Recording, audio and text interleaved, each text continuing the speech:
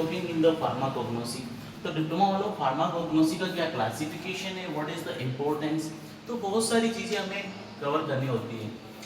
Pharmacognosy में we have to cover many things. तो इसका बेसिकली क्या इंपॉर्टेंस रहती है, what is the basic parameters, और क्या क्या हम लोग इसमें पढ़ने वाले हैं, क्योंकि बहुत सी चीज़ें होती है जो क्या होती है कि क्रूड ड्रग है। क्लास फार्माकोग्नोसी है बेसिकली, इसमें अपन क्रूड ड्रग्स के बारे में पढ़ेंगे। क्रूड ड्रग्स क्या होती है फार्माकोग्नोसी में, आप क्रूड जो कि आप है ना प्रॉपर फॉर्म में नहीं होती है, वो एक रॉ मटेरियल की तरह यूज होती है, जिसको आप आगे स्टेप करके और you have to use for your pharmaceutical purpose. तो इस चैप्टर में अपन कवर करने वाले हैं कि आपका है ना इसका क्लासिफिकेशन क्या होता है। क्लासिफिकेशन में क्रूड ड्रग का अल्फाबेटिकल क्लासिफिकेशन कवर करेंगे अपन। उसके बाद में अपन कवर करेंगे इसमें अल्फाबेटिकल क्लासिफिकेशन टेक्सोनोमिकल, मतलब कि इसका बायोलॉजिकल क्लासिफिकेशन क्या है वो कवर करेंगे।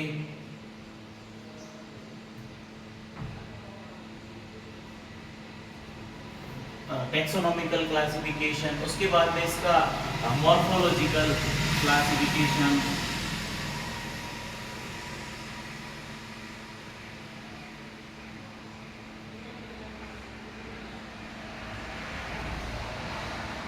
मॉर्फोलॉजिकल क्लासिफिकेशंस के बाद में इसका केमिकल क्लासिफिकेशन,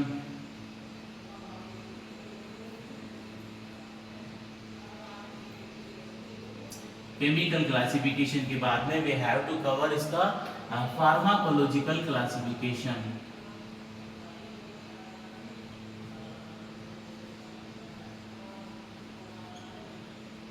तो ये सारे कुछ पैरामीटर्स होते हैं जो कि आप है ना कोई भी फार्मास्यूटिकल या फार्माकोग्नोस्टिकल कोई भी ड्रग्स बनाते हैं तो we have to cover all of this things. Otherwise क्या होगा, आपकी जो मार्केट में जो प्रिपरेशन है या फिर आपका जो क्रूड ड्रग है वो प्रिपरेशन क्या होगी, वो प्रॉपर फॉर्म में नहीं होगी। उसका जस्टिफिकेशन हम लोग नहीं कर पाएंगे साइंटिफिकली कि you have made that particular preparation is correct और नॉट। तो इस चैप्टर में हम ये सारी चीजें इसमें कवर करेंगे जो कि हमारे लिए काफी इंपॉर्टेंट रहेगी, क्योंकि अगर इसमें से कुछ मिस होता है कोई सा भी पार्ट तो क्या होगा, आपकी प्रिपरेशन जो होगी ना फार्मास्यूटिकल प्रिपरेशंस वो क्या होगी, वो प्रॉपर फॉर्म में नहीं होगी। तो अब बात करेंगे अपन इसका नॉर्मल इंट्रोडक्शन की। तो crude drug obtained from the different natural sources and used in the treatment of the wide spectrum of the disease. For their adequate study it is necessary to arrange them in scientific and systemic manner. मतलब ये natural source से मिलती है और इसको हमको systemic manner में set करना बहुत ही जरूरी रहता है। Each arrangement of classification has its own merits and demerits. But for the purpose of study, the drugs are classified the following different ways.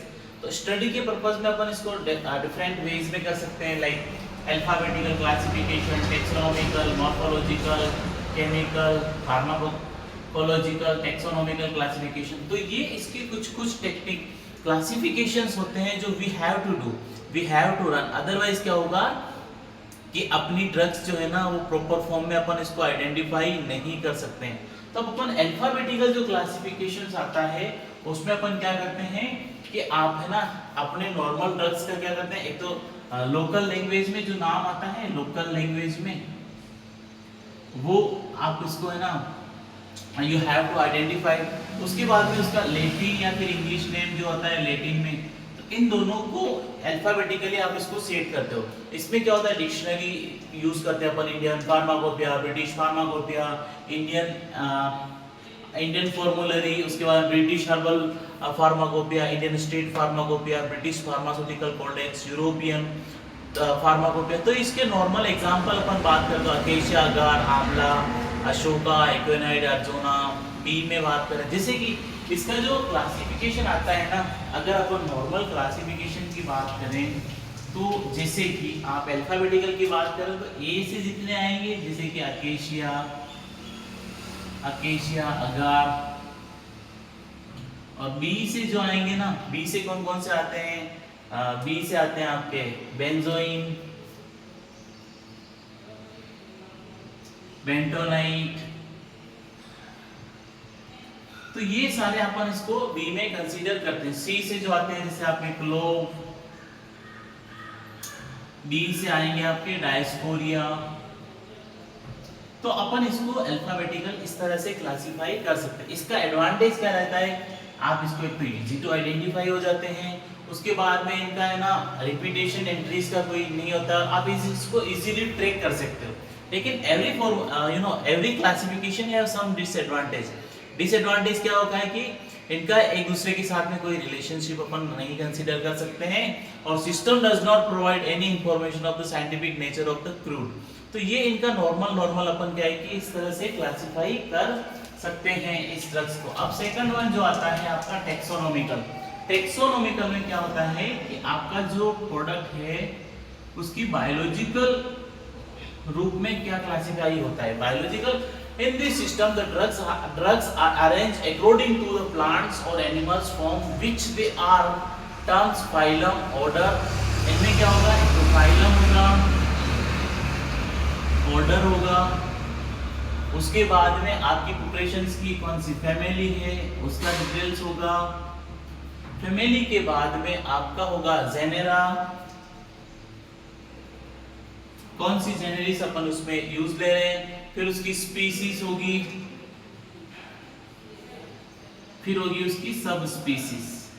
तो ये अपन क्या है कि नॉर्मल इसमें अपन इस टेक्सोनोमिकल क्लासिफिकेशन में यूज में लेते हैं। Taxonomical classification is helpful for the studying evolutionary development. It's the system provide information about scientific nature of the drugs. इसका डिसएडवांटेज एक ही रहता है कि ये कोरिलेट अपन किसी के साथ में नहीं कर सकता है। थर्ड जो आपका आएगा वो आएगा, कौन सा आएगा, मॉर्फोलॉजिकल क्लासिफिकेशन। थर्ड जो आपके आएगा मॉर्फोलॉजिकल क्लासिफिकेशन। मॉर्फोलॉजिकल क्लासिफिकेशंस में क्या आता है, in this system of classification drugs are arranged according to the morphological natures of the plant. इसमें क्या है कि आपके मॉर्फोलॉजिकल नेचर के अकॉर्डिंग में आपकी जो फॉर्मुलेशंस है उसका अरेंजमेंट रहता है। So it's very important. इसमें पार्ट, प्लांट यूज कौन सा होगा, leaves, roots, stem, bark, flower, ये सारे इसमें एक्सेट्रा यूज करते हैं। The crude drugs are grouped according to the parts of the plant. Animal represent, इसका ऑर्गेनाइज्ड ड्रग्स में ले सकते हैं या फिर आप इसको अनऑर्गेनाइज्ड ड्रग में, दो टाइप से आप इसको क्लासिफाई कर सकते हैं। ऑर्गेनाइज्ड ड्रग्स में क्या है कि these are directly made from plants component that contain cellular tissue such as rhizome, bark, leaves, fruits, whole plants, hair and fiber। और unorganized में these are not made directly from the plant parts। These drugs does not represent any part of the plant like gums, resins, fat, waxes।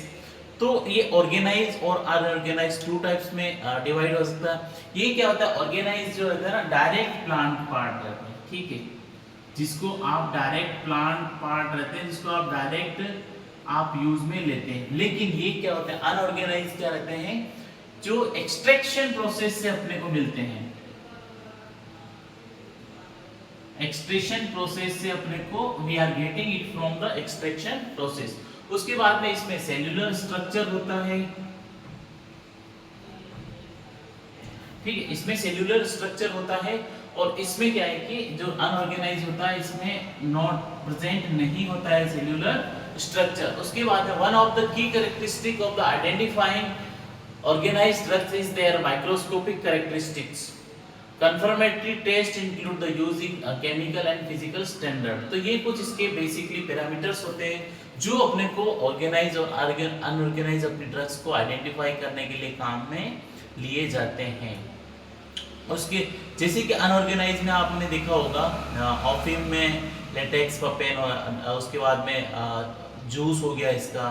तो ये unorganised, इसका extraction के बाद में अपने को मिलता है ना, वो अनऑर्गेनाइज की क्लासिफिकेशन में आता है। अब बात करेंगे अपन केमिकल क्लासिफिकेशंस की। केमिकल क्लासिफिकेशंस में क्या होता है आपकी फॉर्मुलेशंस का केमिकल क्लासिफिकेशंस।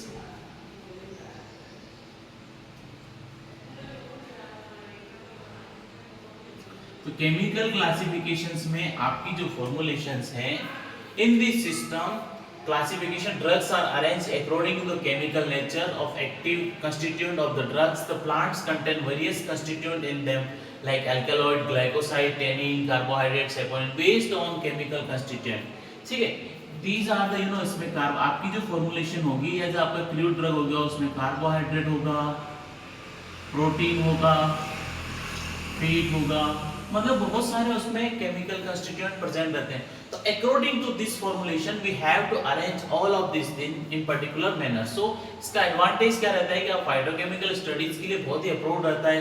उसके बाद में क्या है कि ड्रग्स जो रहती है ना, कंपाउंड्स कितने क्या रहते हैं, it should be very good to identify. जैसे कि आप केमिकल कंस्टिट्यूएंट की बात करोगे तो आपकी फॉर्मुलेशन में क्या है, एल्केलॉइड है, एल्केलॉइडल कंपाउंड है, या ग्लाइकोसाइड है, या फिर दूसरे मैनर्स में अपन बात करें लिपिड्स प्रेजेंट है उसमें, या वोलेटाइल ऑयल प्रेजेंट है। तो जो भी प्रेजेंट है फॉर्मुलेशंस में we have to know all of this things. So it should be very good for us to identify all of this things through the chemical natures. अब बात करेंगे अपन फार्माकोग्नोस्टिकल classification. फार्माकोग्नोस्टिकल classification में क्या होता है कि based on the pharmacological characteristic of your drugs. Pharmacological में क्या है कि आपकी ड्रग जो है ना फीवर के लिए काम में ले रहे हो या कोई हार्ट की प्रिपरेशन के लिए काम में ले रहे हो। जैसे किसी पेशेंट को अगर हार्ट अटैक आ रहा है और अगर आप ड्रग दे रहे हो तो उसको कार्डियोटोनिक ड्रग्स अपन उसको पेशेंट को देंगे। तो ये cardiotonic preparation we have to use. तो ये क्या होता है कि जिससे अपन इसका एग्जांपल की बात करें तो कस्टारा, कैस्टर ऑयल, सेना, तो ये preparation we are using in this formulations. उसके बाद में जैसे कि अब आपके जो भी फॉर्मुलेशन है तो जैसे आप गैस्ट्रोइंटेस्टिनल ट्रैक्ट में देते हैं तो थोड़ी कड़वी होगी, कार्मिनेटिव, बीटर टेस्ट में आपके सिंकोना, कार्मिनेटिव में फेनल, इमीटिक उल्टी के लिए एपीकेक और लेक्सेटिव में अगार। तो ये कुछ प्रिपरेशंस आपकी रहती है। फिर अगर हार्ट के लिए अपन देते हैं तो उनको कार्डियोटोनिक कहा जाता है, कार्डियोडिप्रेसेंट, वेसोकंस्ट्रिक्टर, एंटी हाइपरटेंसिव। तो ये कुछ मोटी प्रिपरेशंस वी आर यूजिंग। अगर किसी को लाइक सेंट्रल नर्वस सिस्टम की दिक्कत है तो उसको सेंट्रल एनाल्जेसिक देते हैं, जिसमें ओपी हो गया, CNS2 टी, कॉफी हो गया। तो ये normal preparations we are using. तो ये क्या करते हैं कि सब्सटाइटल ऑफ ड्रग्स रहती है जो हम लोग काफ़ी यूज में लेते हैं अपने फार्मास्यूटिकल प्रिपरेशंस के। अब बात करेंगे कीमोटैक्सोनोमिक। कीमोटैक्सोनोमिक क्या होता है? कीमोटैक्सोनोमिक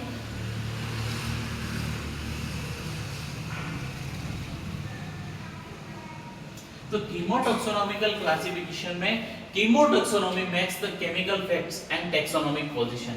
इसमें क्या होगा, आपकी केमिकल फैक्ट लेंगे अपन, chemical fact and taxonomic positions. तो ये दोनों चीज we have to cover in this chemotaxonomical. तो इसमें क्या relation and evolutionary history of the plant. This system of classification is based on taxon, chemical similarity, or on the link that exists between different plant elements. Certain group of plants are characterized by particular sorts of chemical component. तो इसके example अपन propane एल्कोहॉइड ले सकते हैं,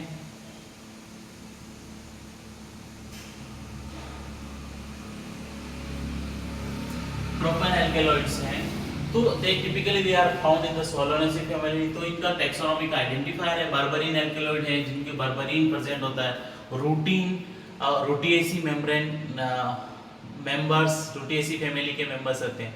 तो ये based on कुछ मोटा ये आपके फार्माकोग्नोस्टिकल क्लासिफिकेशंस हो गया, जो क्या है कि it should be very important to know all of this things for your particular any kind of drugs identification. So all of these things you have to know about this. क्योंकि diploma में इस तरह के questions छोटा-मोटा question यहाँ पे generate होगा, लेकिन जो लोग जीपीएट की तैयारी करते हैं उनके लिए it should be very important for that particular manners. So you have to cover all of these things and it should be very good for us. So now we'll be talking about the next chapter. So right now you have any doubts? अगर कोई doubt है तो you can comment it, so we can sort out. Okay, ठीक है, thank you. We can continue next chapter.